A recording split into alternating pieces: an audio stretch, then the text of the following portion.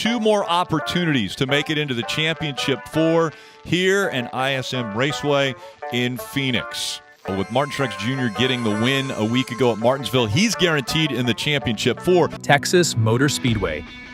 Once hailed as a symbol of NASCAR's future, it's now the sport's most maligned track.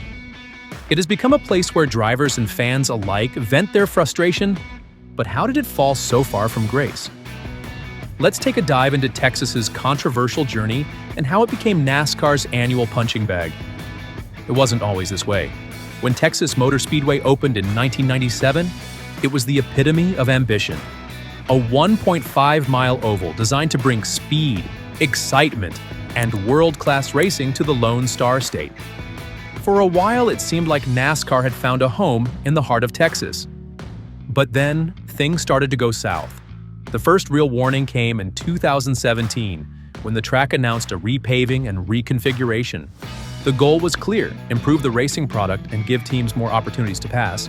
But what should have been a fresh start quickly became a nightmare.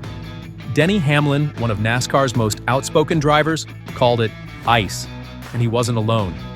9 drivers spun out during practice, and the event was marred by accidents and frustrations. But that wasn't the end of it. The following years brought more headaches. In November 2018, Chase Elliott made it clear what many were already thinking. Texas had been ruined.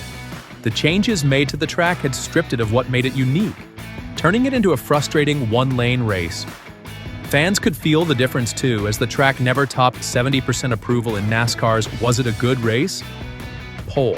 In a desperate attempt to fix the racing, NASCAR turned to traction compounds like PJ1. The hope was that applying this sticky substance to the track would open up the racing lines and make passing easier. At first, it seemed like a temporary fix. Drivers like Clint Bowyer reluctantly admitted that the compound helped, though it didn't take long for the compound to leave behind a permanent stain, both literally and figuratively.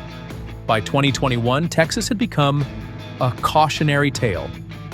The All-Star race that year was one of the worst races in NASCAR history, receiving only 11% approval in polls. Drivers were done. Kyle Larson even went as far as to say he wanted to demolish this place and start over from scratch. NASCAR had run out of ideas, and it was clear that something had to change. But the question remains, what can be done? Some believe that a reconfiguration, perhaps simply fixing the mistakes in turns 1 and 2, could be the answer. NASCAR doesn't want to abandon Texas. It's a key part of the sport's heartland, and the track has too much history to simply be discarded.